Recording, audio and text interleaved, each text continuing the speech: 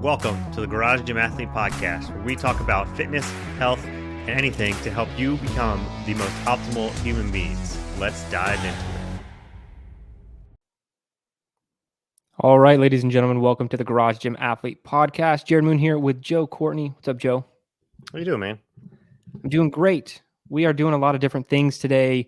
If you're listening to the podcast, we will make it so you just listen as usual, and it's awesome. If you're on YouTube, we're going to be sharing a lot of stuff on screen, which we don't usually do. So trying to actually give some more visuals to the YouTube audience. So what we're doing today, we will be talking briefly about a new study on creatine monohydrate, a very popular supplement. So we're going to be covering a study on that real quick. Then we're going to be talking about garage gym equipment, some of our favorite picks from least expensive to more expensive, but maybe not most expensive. Some things to consider. We'll be showing you guys those pieces of equipment.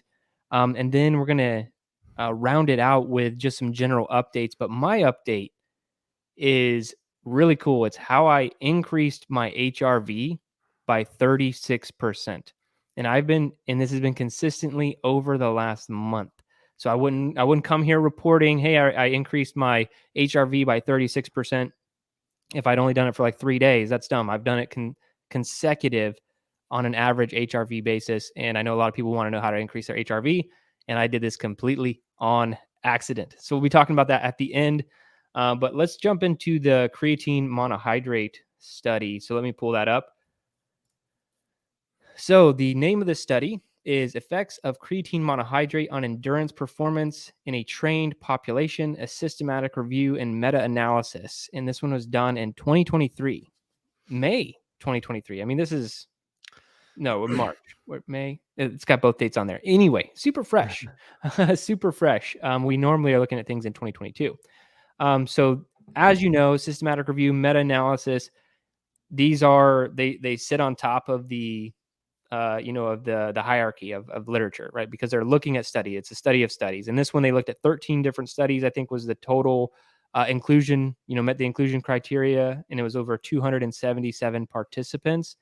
And it was really just looking at the effects of creatine monohydrate on endurance performance.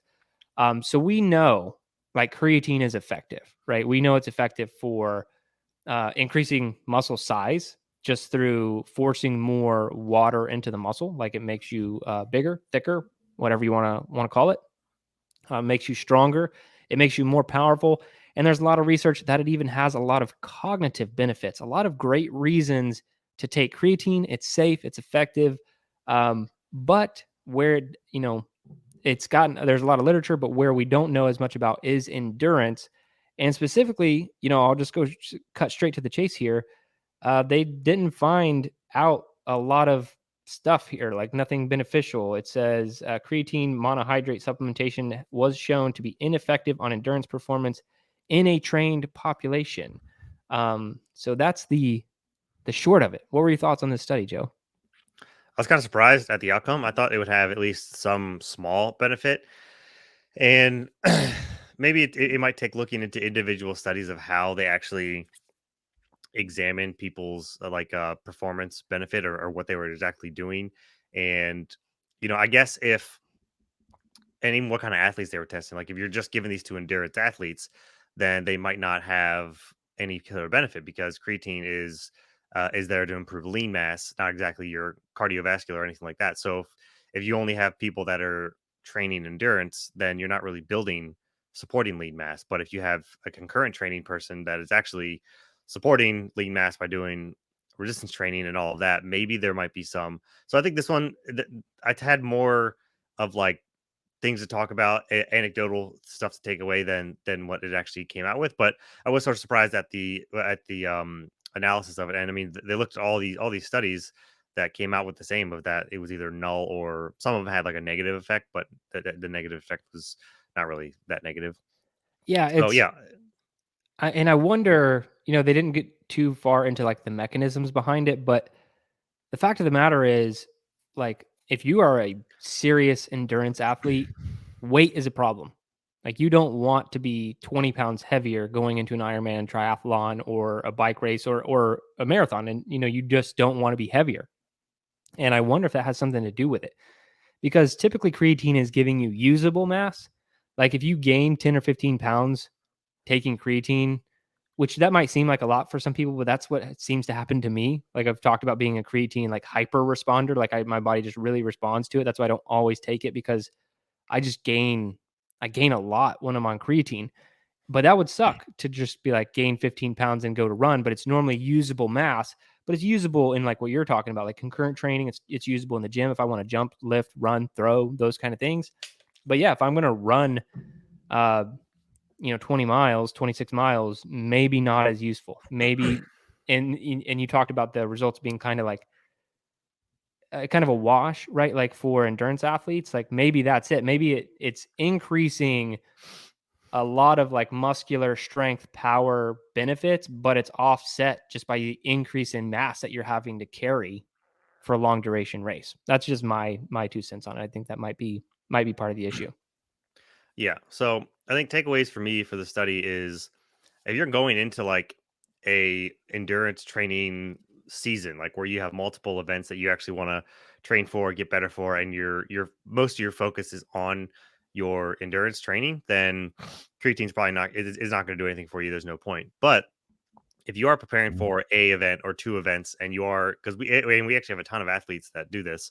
Um, just even this past couple weeks, we've had somebody post in our group about they're doing their first marathon, and we've always had people, we're training for their first ultra, but they're still doing it's like our type of resistance training, but they're adding, three or so days of running or something in.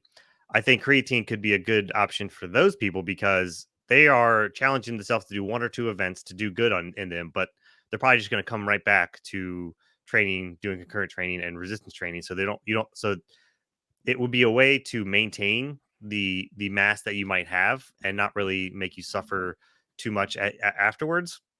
And I think performance wise, you'd still, be. I don't think it would make you um, hurt that much. But either way, after you're done your endurance season or whatever you're doing, I think in the long run, creatine could help you keep that lean mass.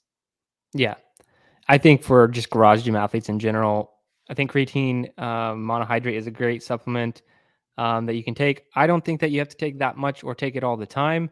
I know the general recommendation is like 5 grams per day, but I really think that you could get away with even less, like 2 to 3 grams per day, if you're just going to be consistent with it for long periods of time. You can cycle off. You don't have to cycle off. One of the things that I've always been a little cautious about um, is, does creatine increase hair loss, like the speed of hair loss? Because there was one study that said that it did. They were taking like hyper doses. And then I had talked to, um, or I listened to a podcast with, he was like a hair doctor. He is like a doctor who specialized in hair or whatever. And he straight up said, yes, because um, since creatine increases DHT can increase your like speed of hair loss. Then I was listening to another podcast with like more recently with Dr. Kyle Gillette, I think his name is. He's been on a couple of the bigger health podcasts recently. Super smart dude. I might try and get him on the Garage Gym Athlete podcast. But he was saying no. He was saying like he doesn't think that that's true. If anything, it will optimize your DHT levels to where you would lose your hair at the rate that you would probably lose it anyway. But it won't necessarily speed it up. But not gonna lie, I'm not trying to lose my hair any faster than I already am, right? Like I'm trying to keep it for as long as I possibly can. So that's one thing that I'm always a little like cautious of with creatine, because the only people I've seen who are super like, hey, creatine does not cause hair loss, they always own a creatine supplement company. Like they sell a creatine supplement. And I'm like, well, I can't trust a word that comes out of your mouth now. And so it's very hard to find out what the truth is there. But overall, I think creatine, great supplement, can really help. I know it increases my performance a crap ton when I take it. And that's a scientific term. I'm glad that a guy named Gillette has specializes in hair No, no, loss. no. So those are two different. So I listened to a Well, he doesn't different, specialize in it, but he knows about it for yeah, creatine yeah. purposes. But yeah, It still makes he's it more a like a credible in family my health book. doctor. But all I right, think I'm cool. a pretty good responder with comes to creatine. I've only done it like twice, and I think it's because I have gained some, and it's hard for me to lose. I'm back on the train of I'm actually debating on doing a very low dose of creatine. So I might be I don't know if you have because you've always kept tabs on sort of creatine, as you can tell. I don't know if you have a brand recommendations out there, because myself, I might think about it. I don't know yet, just because I don't want to blow up. But I know Liz is thinking about it as well, because she's on a more of a hypertrophy training right now. Yeah, so I don't have a specific brand. A lot of companies sell it. It's um, a lot of companies resell this brand, should I say? It's called Creapure. So Creapure is a supplement form that you want of creatine monohydrate. I think it's a company made in Germany. It's very clean. All creatine is synthetic because you can't actually pull it from meat, or it wouldn't be cost effective to do so. So Creapure is what you're looking for. But when you're looking at any supplement company that you like I know On It, their creatine comes from Creapure, but so does everyone else, right? So it's that's how funny it is. Like we could have a creatine supplement tomorrow, Garage Gym Athlete creatine from Creapure, just like all these other companies. There'd be zero difference between your favorite brand and influencer pushing it and us pushing it, because we'd all be getting it from Creapure in Germany. So anyway, Creapure is probably the best that I've researched. Anything else is probably coming from China, and a little scary, always scary. But that's it on creatine. Let's hop into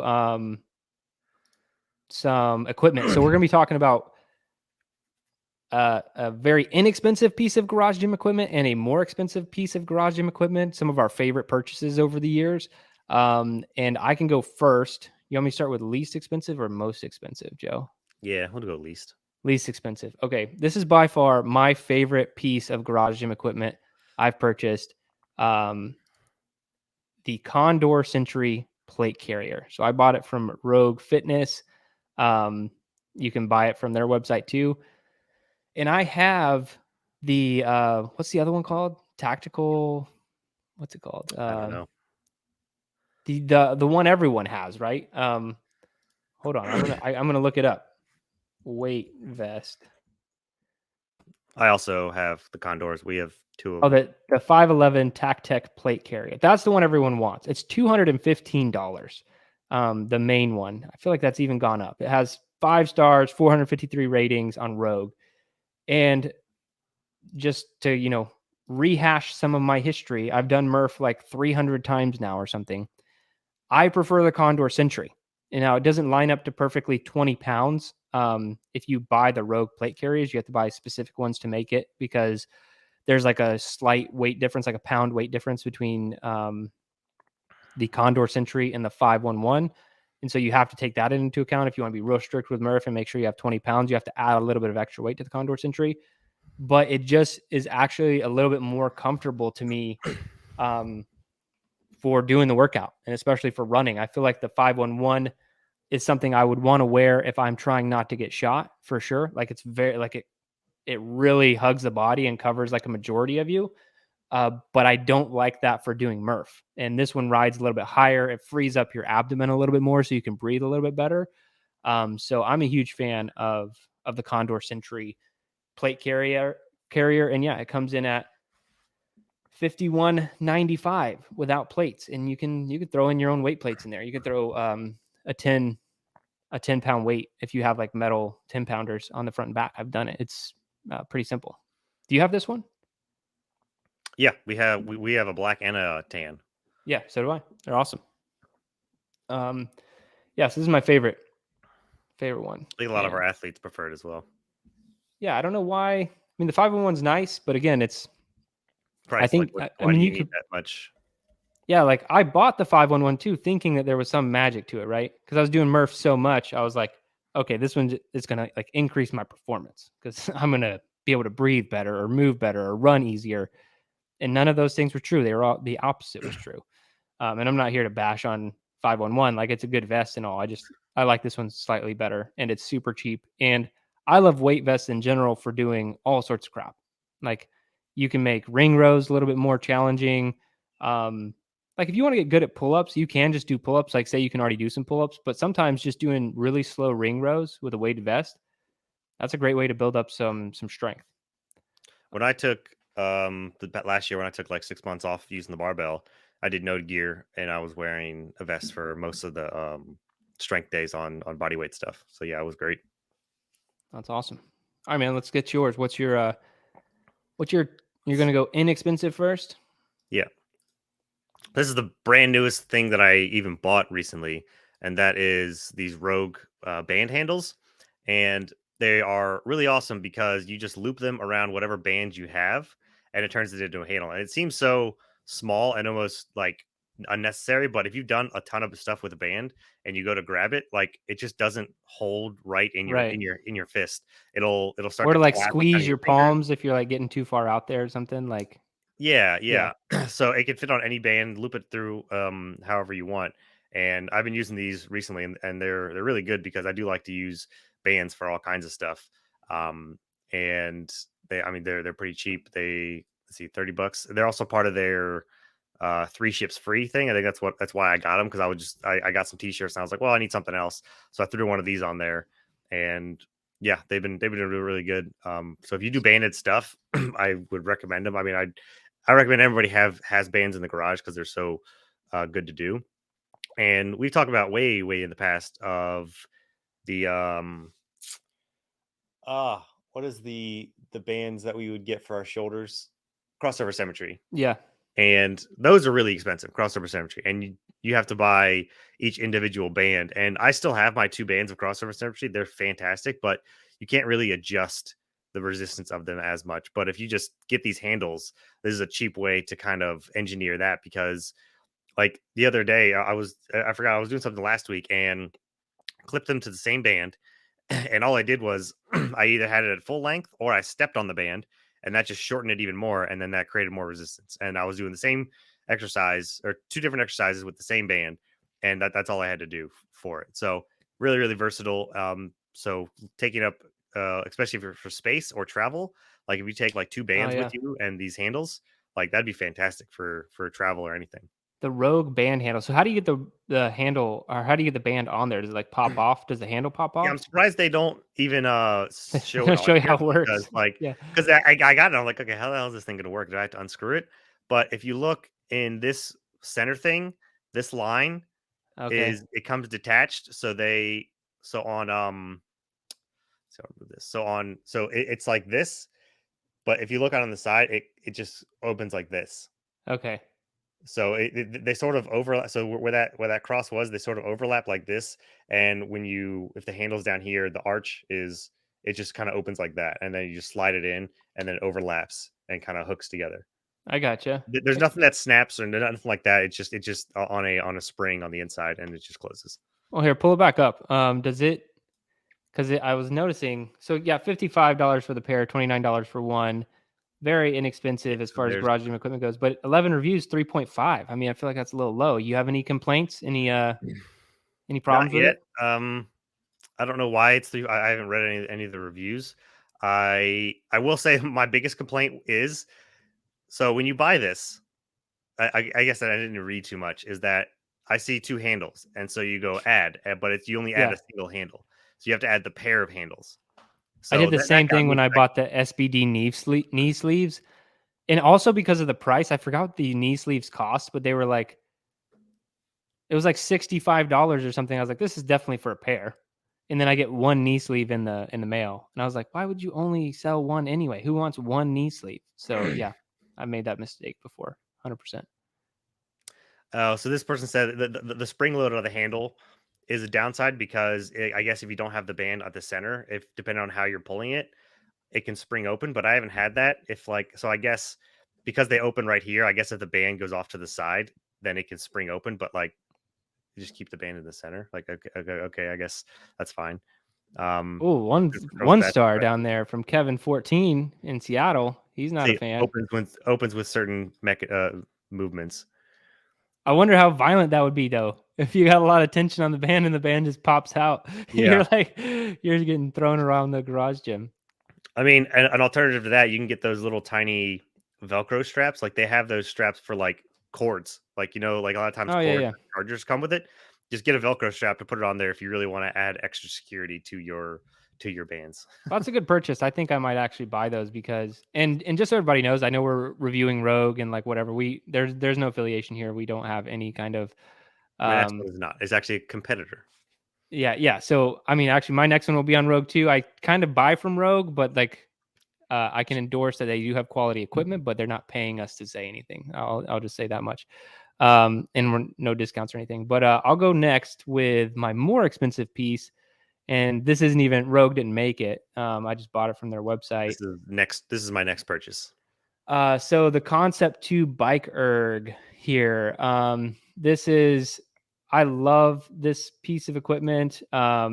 It's 4.8 stars on Rogue with 172 reviews. It's $1,100. It's the most expensive of the Concept 2 series that you can get. But I just absolutely love it. I bought clip-in pedals too, so spent even more money because I already have clip-in shoes for my bike. So I bought it clip-in pedals, which you can switch out, which I actually thought was awesome. But overall, it's just a really solid piece of equipment, and you can do a lot of great training on it. So yeah, I'm a huge fan of the Concept 2 bike erg, really for just about everything. Like I warm up on it. I like to do cardio on it. And the resistance that you can change on it, you can go, if you go up to like a 10, it becomes very muscularly demanding, like pretty fast. And they've done a good job of like that dampener, letting enough airflow in and out to change how much that bike is, causing resistance. But at the same time, as someone who's done a lot of cycling, I also like how realistic it feels, even though we're not on a chain system like most bikes, it's on a belt system. It still feels a lot like a real bike when I'm pedaling and training. So I really like that too, because you can keep it. I think I keep it around like maybe it's 3 or 4, maybe 5 and 6. I can't really remember.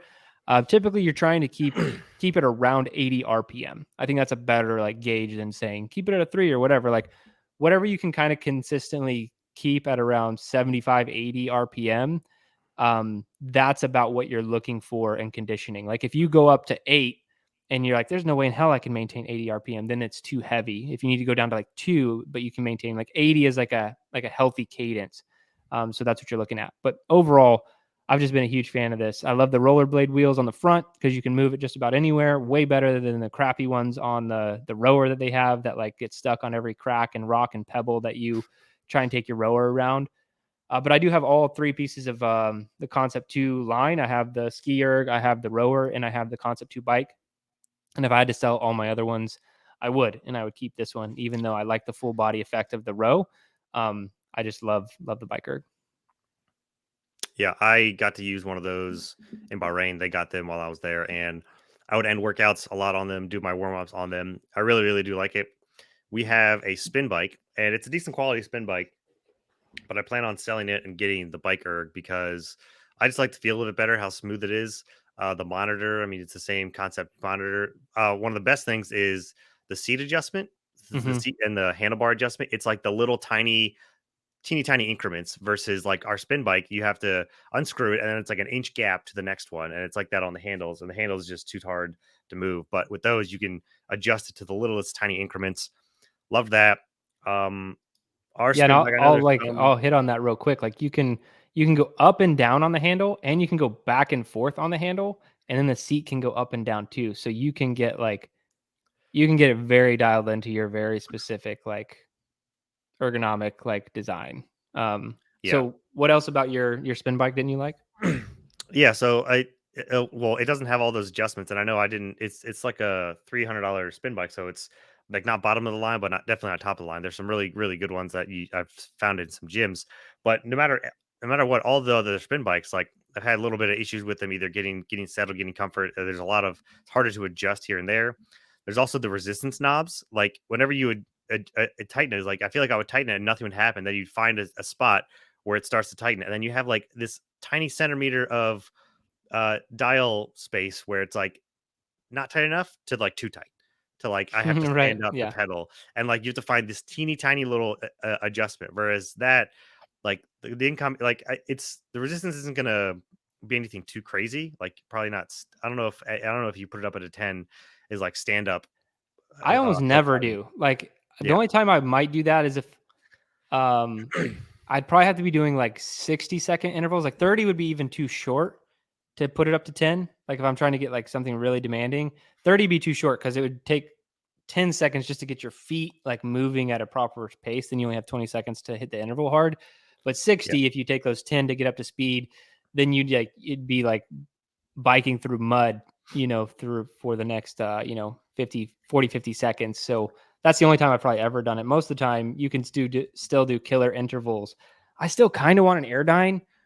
Even though I have this bike, this bike has been preventing me from getting an Airdyne, but I still kind of want an Airdyne. Airdyne just hits a little bit different than a biker, but I still really like this piece. Yeah. So for the shorter, harder intervals, I'd say it's not for it, but I mostly just use my bike for either longer intervals or just steady state zone two, something like that, which that's what I want it for. So I think concept two is really shines in that regard for the biker versus the regular spin bike. My mine's right here in my office and I do use it. We both do use it fairly often. So, All right, man. What do you have for your more expensive piece? well, speaking of, we have an air Oh, bike. it's almost like I planned it. Awesome. Yeah. So I knew I wanted an Airdyne for the longest time. We used them all the time in Bahrain, warming up. We had a second hand one in San Diego and broke it just because we used it so much and because it was second hand. So for the longest time, I was going through. I thought I wanted the Rogue Echo. Yeah. That is their Airdyne bike. So Similarly priced, right? It's like the same kind of the at same the price point. time, I think I'm not sure what the Echo is right now. If you want to Yeah, look that I'll up, pull you it have up. Rogue open.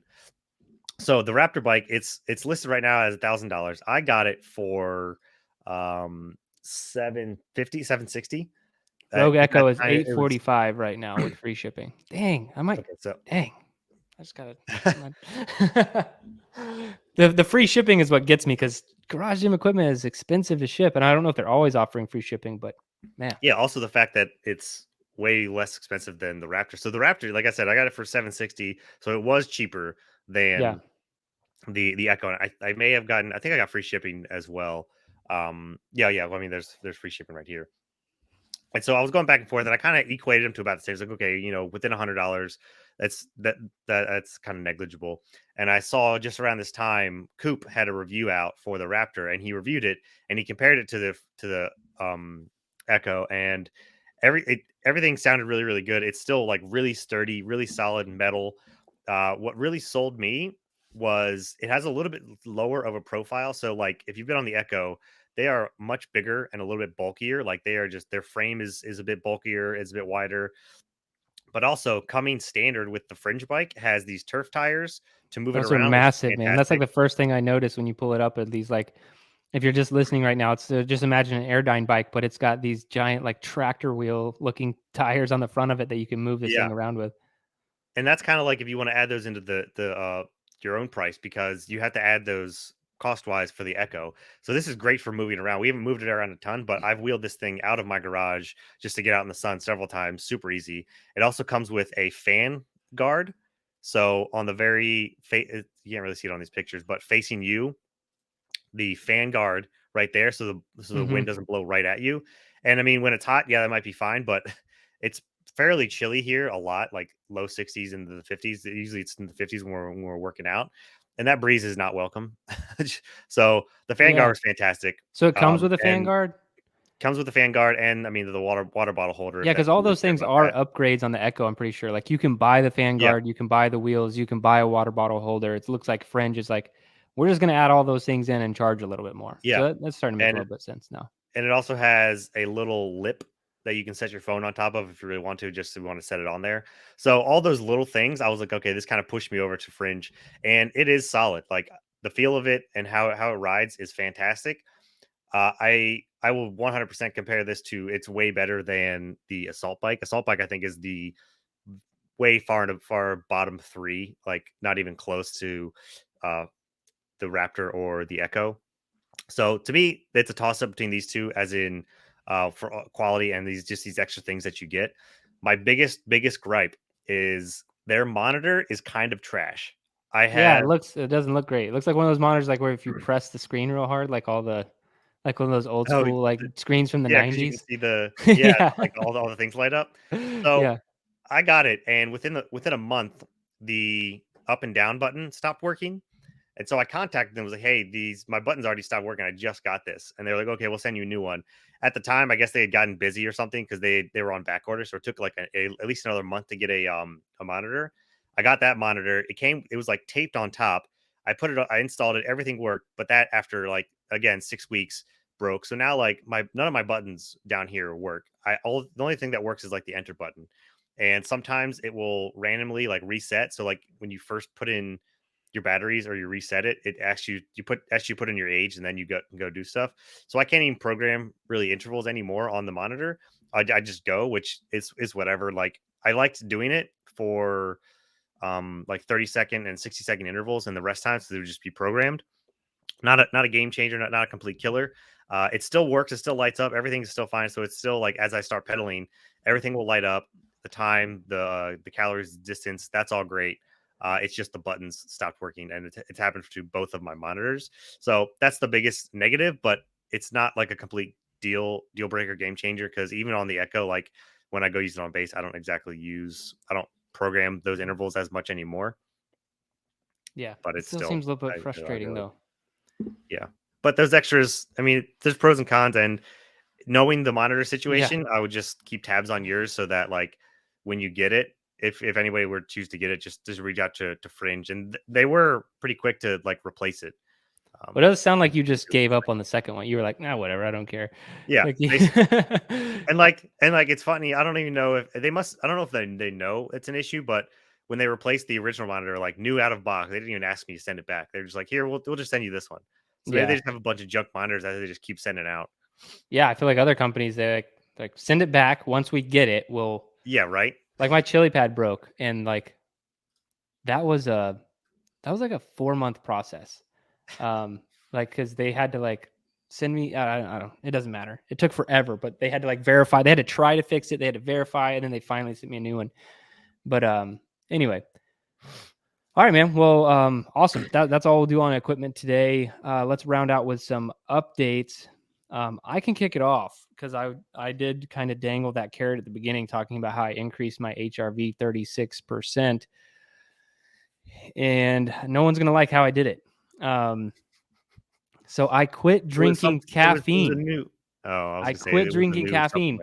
supplement. So here's what happened. This goes back into April. Um, I had a lot of caffeine one day. I don't drink that much caffeine. I want to give like full context for everybody. I mean, I drink enough. My average when I was drinking caffeine would be 1, maybe 2 cups per day. So that was it. Like a lot of times be 1. Sometimes if I just like wanted another cup of coffee, I would get another one, but never. I had like a strict rule on never having more than 2. But then it was like Easter Sunday or something like that, and I ended up having a lot of coffee. Because I had like 2 cups in the morning, and then we went to church. They had free coffee.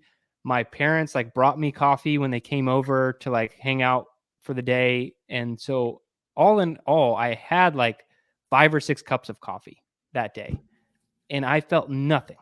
This was like the whole reason I decided to stop drinking caffeine. I didn't feel more anxious, more jittery, more alert. I felt nothing. It was like I was drinking water. And I was like, okay, dude, like officially your body your caffeine is not helping you. Like it's not helping you at all. And I'm getting enough sleep. You know what I mean? Like I don't know if you're still in that stage, but like baby stage, not sleeping well. I think I needed caffeine, very much needed caffeine, because what it's doing is it's hitting on those receptors to make sure that you don't feel tired. Like that's what caffeine does. And there are a lot of like performance benefits as well. But that's what caffeine is doing. But if you're getting like I'm getting 7 to 8.5 hours of sleep per night pretty consistently, I don't really have a justification to need to drink caffeine other than I always have and have for a long time. And yeah, I kind of like coffee. But now I drink decaf with my wife. Emily's always been drinking decaf. She doesn't really ever drink caffeine. And so anyway, I quit. I also, if anyone's interested in quitting, I quit so slowly, so slowly. So I did, I said I would have 1 to 2 cups of coffee. And then I went down to making sure I only had 1 cup of coffee for a week. And then after that week, I went down to half calf for a week. And then after half calf, I went down to quarter calf. And you're like, well, how do you get quarter calf? Well, I was actually measuring out how many decaffeinated beans and how many caffeinated beans I would use to make my coffee. And so I did a week of 1 cup, a week of half calf, and then a week of quarter calf. And then I went cold turkey, or not cold turkey. I quit, but like I've tried to go cold turkey before and I just get headaches for like days and they're real bad. And I always end up drinking caffeine again when I've tried to quit in the past because I'm like, I would rather drink caffeine for the rest of my life than have these headaches. And it always like interferes with work or whatever. So anyway, that's how I quit. It's kind of the reason why I quit.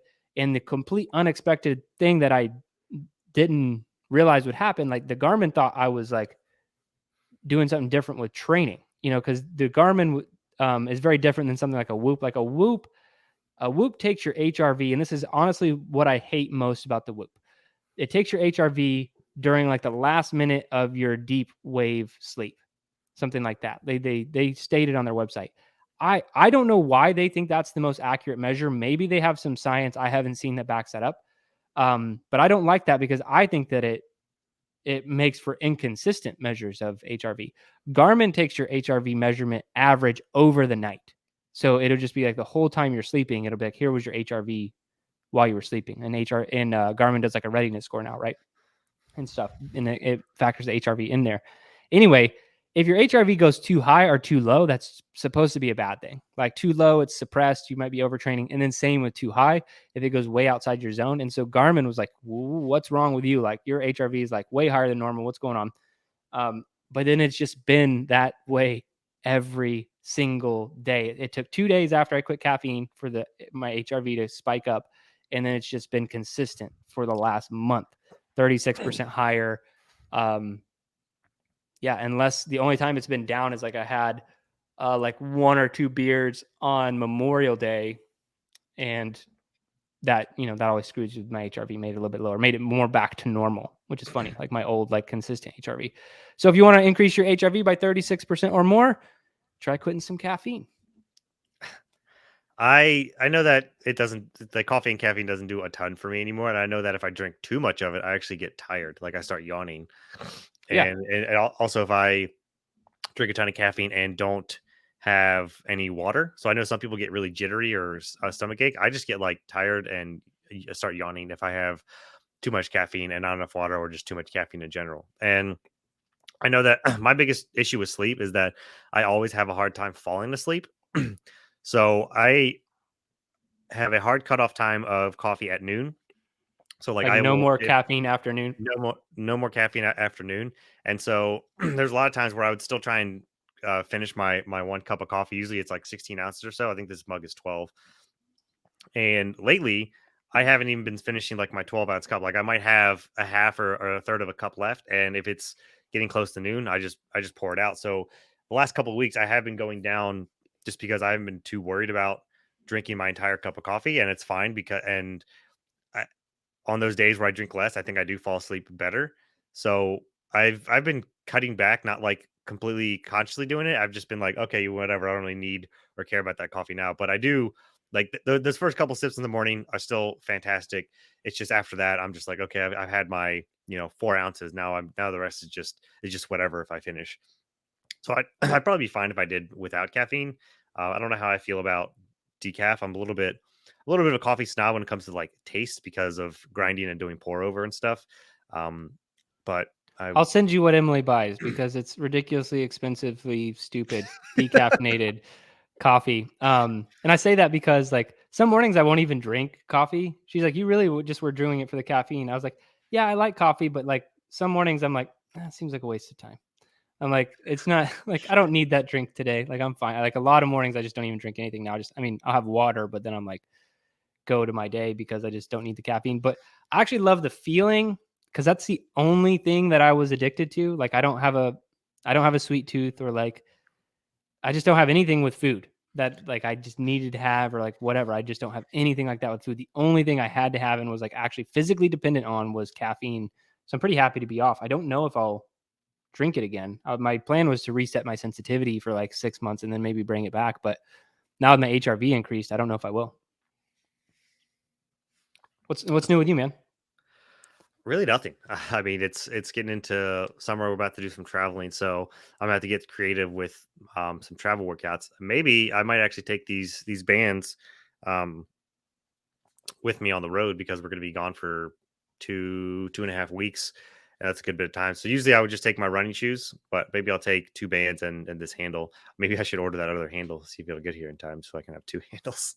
Well, I might be moving this summer. So if I move this summer, my fitness is it always gets a little bit screwed up during a move because like I'll either have to pack up my stuff or like the garage gets too messy or whatever. So I might be going down to like bare bones style track in the near Yeah. future. But I kind of like that. I'm almost like the There's okay, sometimes where it feels freeing. yeah, like I've got a kettlebell, a weight vest, and a pull-up bar. Like sometimes like I just don't want to think about anything else. I'm like, yes, put me in a situation where that's all I'm allowed to use and I actually have a lot of fun. Like I enjoy doing that sometimes. But then I start to miss the barbell and heavier weight if I do that for too long. Yeah, that's why I kind of phase out of. I'll do at least a month or something of body weight type training in a year. I think I think that'll be a normal for me, just because it is nice to be a bit free from the barbell, and like after a while, it would it's just the thought of like, okay, I got squats today. Well, I got to do a lot of warm up sets to get up to that set, and then that's just like it's almost like a workout in itself. Yeah, Um, yeah, so I'll be playing with that. I'll be on the East Coast, in North Carolina and in Virginia. Um, check out, at least I'll see Ryan Caswell and maybe somebody else. Who's see? We'll know. Um, we have started to bring the baby out to the gym now that he's walking and running around. So he likes to be out there just to play, and he started to mimic us and start to do those little his little air squats. So that was kind of cool to see. It's always fun. He that's really awesome. enjoys being out there. So that that's always nice, and it's funny when he tries to, but it's cool. You got like a full grown kid that over there, man. It's like it's weird to like it's weird running a virtual company in which I've never seen this kid. I only see like pictures and it feels like he was just born yesterday and like no, he's Now it's running. yeah, it's crazy. I just get pictures of the neighbors' kids, put them up there. Yeah. This is not even my Does, kid. does not exist. It's like, wait, why is he going to kindergarten already? It's Yeah, uh, awesome. math does not add up. Well, that's it for today's episode. Maybe try ditching some caffeine or buy some equipment we mentioned, or try some creatine monohydrate. Either way, we're trying some new stuff on the podcast, as you can tell, so you can expect more like this.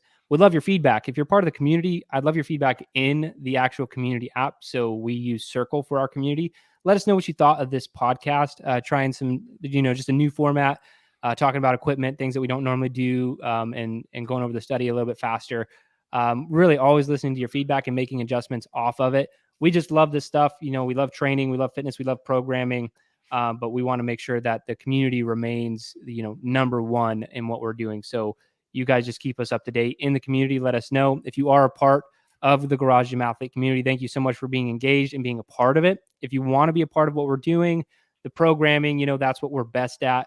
You can just go to garagegymathlete.com. You can sign up for a free trial. You can be a part of the community. And we would love to have you. But that's it for this one. Thanks for watching or listening. Remember, if you don't kill comfort, comfort will kill you.